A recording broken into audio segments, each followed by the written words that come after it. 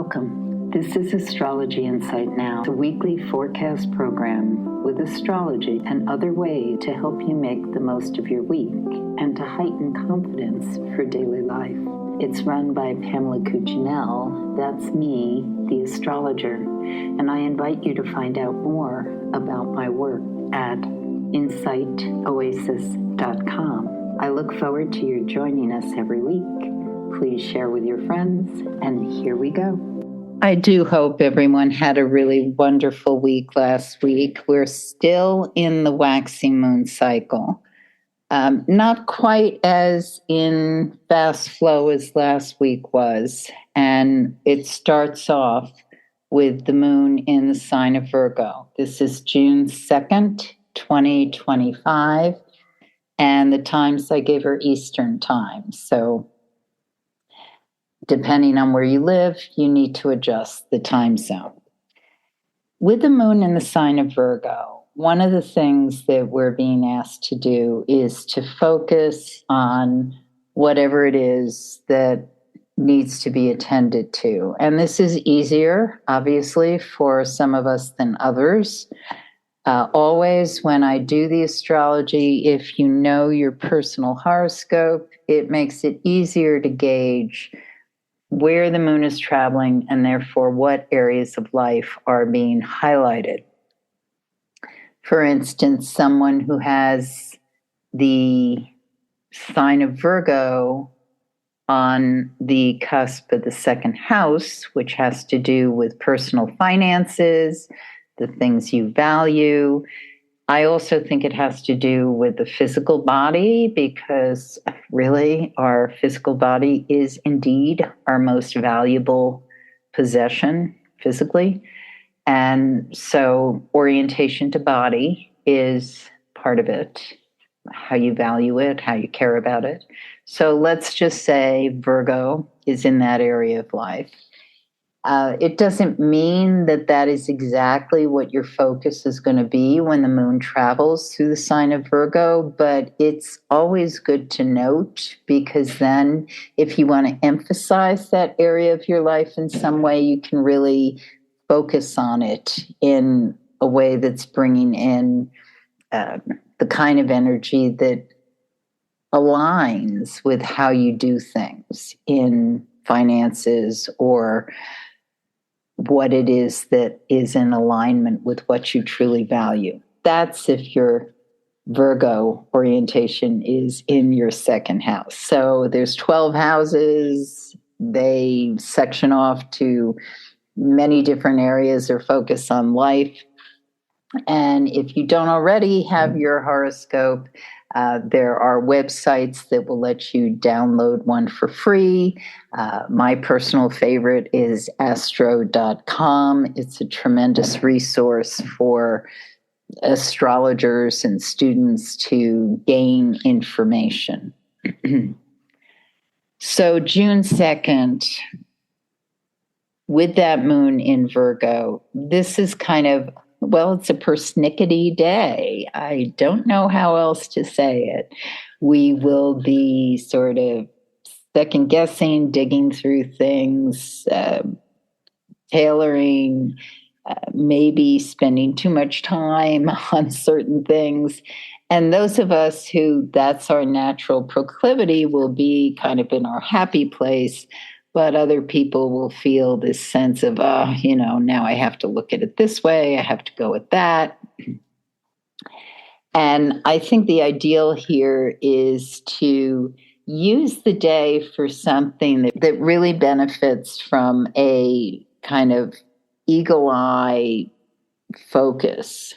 I know I've used the word focus maybe 6 times already when I'm talking about this day. And it works for Tuesday also, because this is just kind of the theme. So for people who love to do that kind of thing, these couple of days are rich. The problem is, or the part that may derail at times, is there may be many things that are kind of calling for attention over Monday and Tuesday. just saying, nah, you got to look at this, and I go over this again, and that going over it's not a bad thing at all, but I think the value in utilizing these couple of days to their maximum is, especially if on Sunday you can sort of just plan out what are the most important, what is the priority for you on these days, because otherwise it's okay, I've taken it this far and now that's calling to me, or you're just going over again and again something that you really need to move on to whatever the next task is. So that's the real value. I mean, in general, it's usually good to have these are my priorities on your day, depending on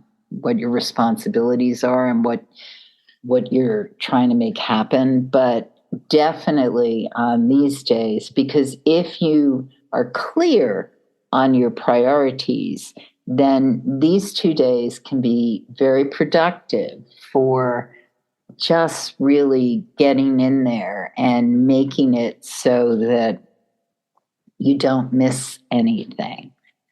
On Wednesday, the 4th, we get a bit freed up from that, to say the least. The moon goes void, of course, at 7:11 a.m. And early risers, again, may feel this, I got to do this, and that's pulling at me, and I'm tugging in this direction.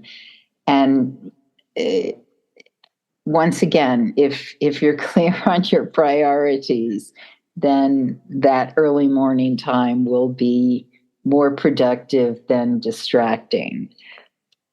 The moon is void for a couple of hours.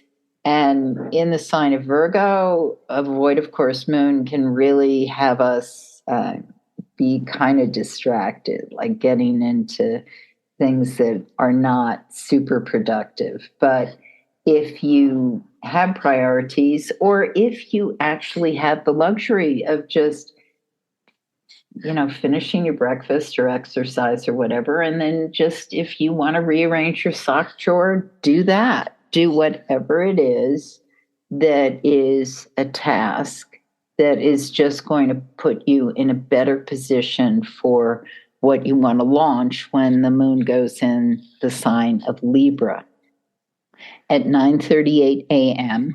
And once it's in Libra, these are a couple of productive days. The piece to be aware of is initially whatever needs to be ironed out or looked at in a clear-eyed way or adjusted is probably going to happen in the morning.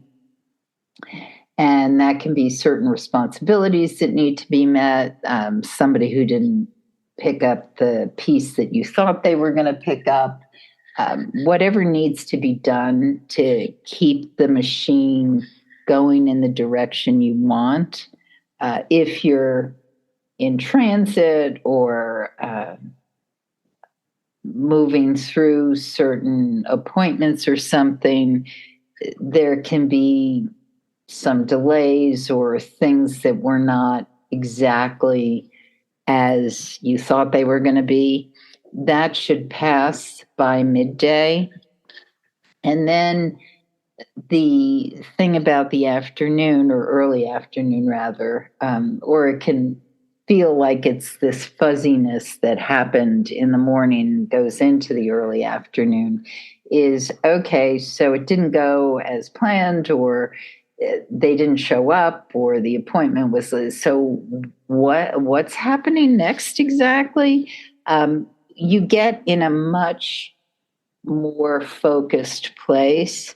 That word focus is coming up a lot this week. Anyway, the fog clears by after 1:30, and we start to get much more clarity about what we're doing. This can even be a conversation where he says this and she says that, and you don't know where anything's going, and everything starts to come together more in a cohesive and logical sense after a mid-afternoon and beyond, and a lot can really get accomplished. So if you're involved in some sort of litigation or something contractual, or uh, working on something where diplomacy is involved, or how to get people on board with something, this is really an excellent day for moving things and allowing people to each get into whatever their individual power source is, and maximize what they bring to the table in ways that benefit all. So it's really quite strong on that. Remember, we're in the waxing moon cycle, so we're still building, and the emphasis, the overall theme of this lunar cycle is, it is about connectivity and conversation. And it's not that we can't begin other things, but there is a strong emphasis on dialogue. And so these days really highlight that, and they give that oomph, that ability to drive it home, get the message across, listen well. I mean, the listening part can never be understated, because it's so necessary with real human connection. And listening isn't just, auditory. It's through sign language, through feeling, through all the information that we get, through really paying attention to what's being transmitted. In the evening, there's a picture in the sky, Venus, Jupiter. They're doing a sextile. So this is very harmonious energy. It really speaks well about if there's something we want to, over the day, have brought together that has to do with something that benefits financially, but also in ways that promote good feelings, or a sense of love, of that wonderful tying together that can come with generosity and sharing, and the ways that we creatively connect. Thursday the 5th also has the moon in Libra, and let's see, other things to note. I think this is a great day for, and for some of us, if you've been having trouble broaching a conversation, or not everybody feels courageous in approaching something or articulating their feelings. Some of us may surprise ourselves today, where we feel a sense of boldness, or offering ideas that usually are not that comfortable to express. And so bring that in. If this is something that's been a block for you, or not a comfort zone for you, allow yourself to play with that a bit. And the playfulness aspect, the kind of childlike wonder that gets squashed out of some of us. It's a nurtured child will totally jubilantly point at something and say, "What's that? Tell me about this."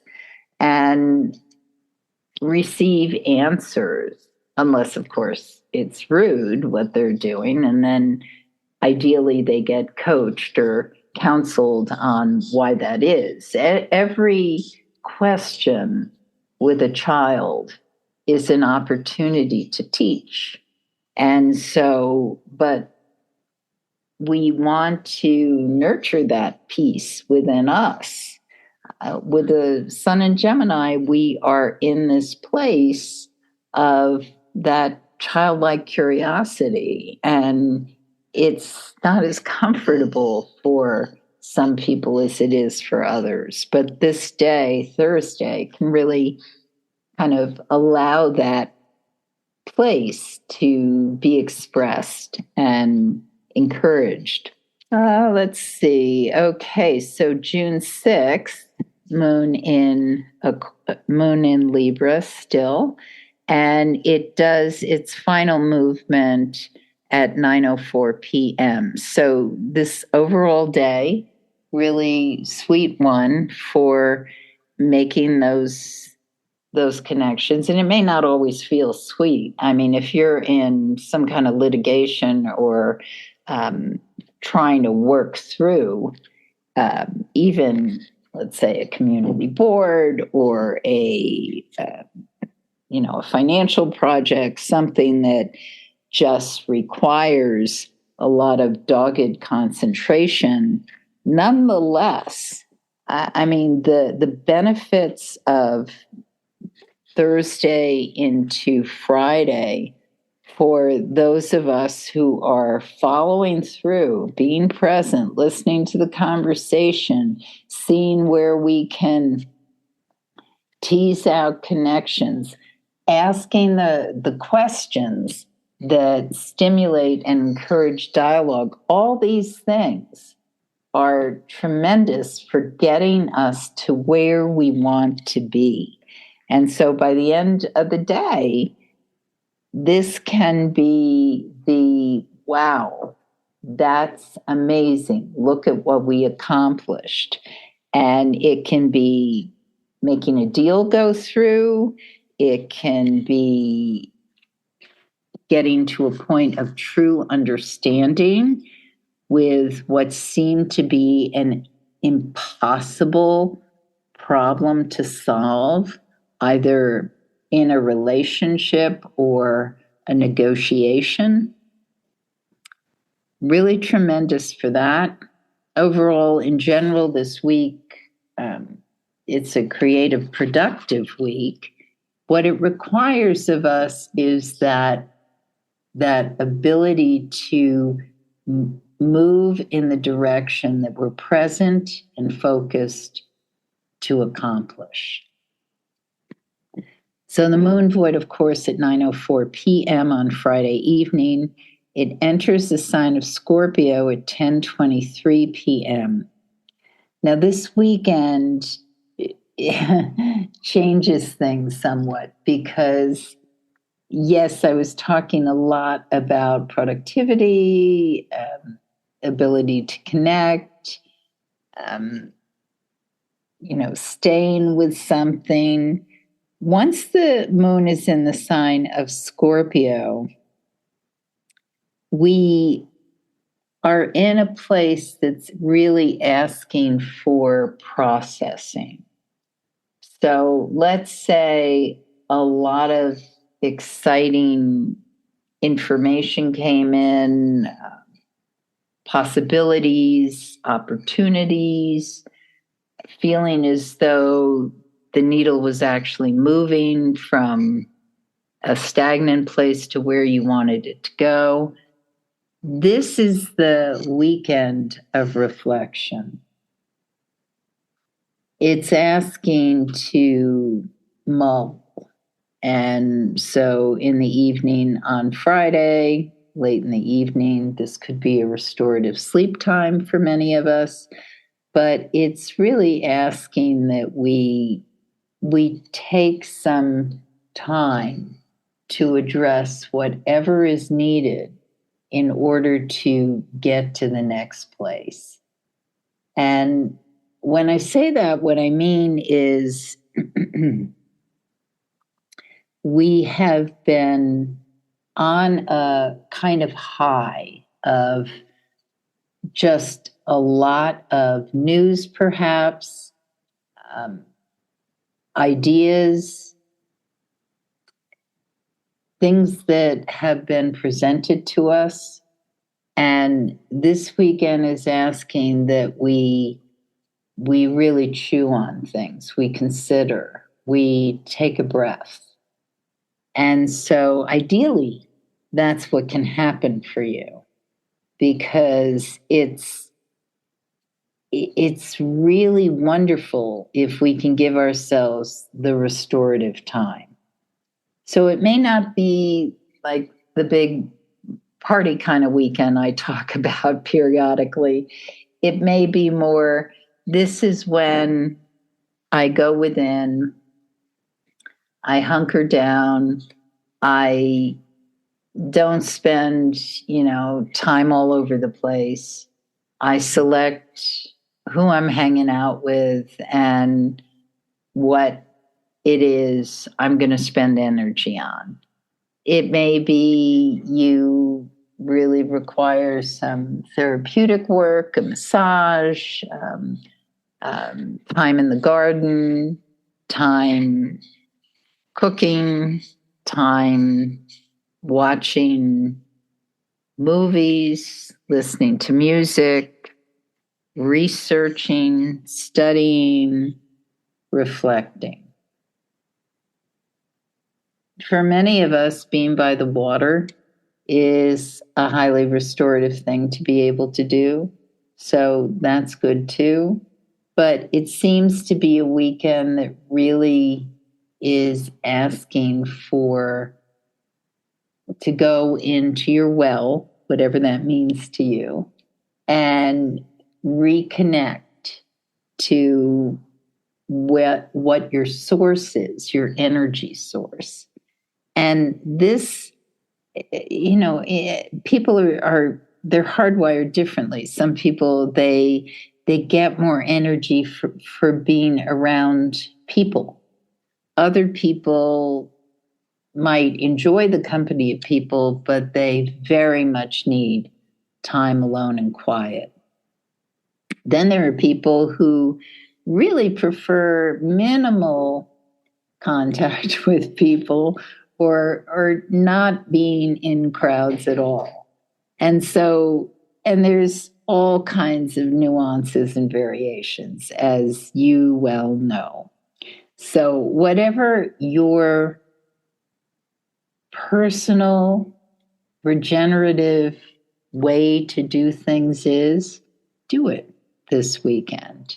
Get yourself restored. You'll feel much more able to move into the next week if you allow yourself that time.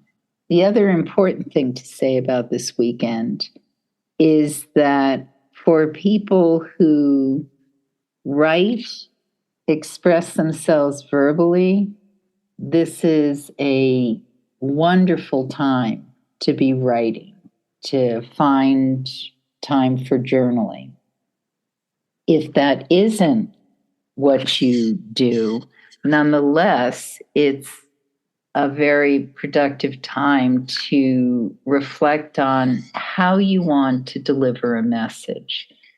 Some people spend a lot of time thinking about how they want to say things, and other people just shoot from the hip. Whatever comes into their head, or sometimes it seems like it bypasses the brain. It just comes out of the mouth. People, as I continually say, are different and how they express themselves.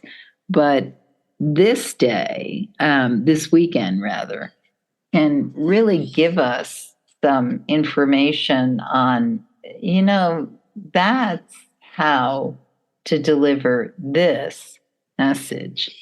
And it can feel like we are getting this almost download of insight that isn't necessarily always available to us. So pay attention and people get information all different ways. Sometimes people literally hear a voice in their head. It may be a voice from their past, or just sort of, where did that come from?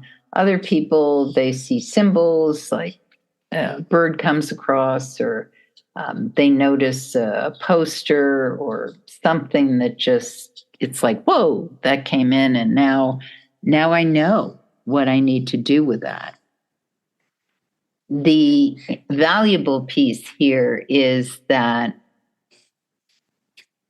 by Sunday, in the later part of the day, many people may feel frustrated or a high level of anger. And if that's not happening to you, it could happen at you, like someone could toss it at you. So the more aware we are of how to respond, the more effective the tussle with whatever that is that's boiling up and needs to be expressed. Because just because somebody's frustrated or angry isn't necessarily a bad thing. The bad thing is when the expression of it is inappropriate or violent or just comes out in a way that is deeply regretted. So this is why the value of reflection is so incredibly strong on this weekend. So if you can harness that message, then you can deliver it in a way that gets the message across, releases the frustration, and also ideally changes the dialogue. You have been listening to Astrology Insight Now. Please share with your friends, and if you'd like to make a donation, you can do so at astrologyinsightnow.com. Have a stellar week, and we hope to see you next time.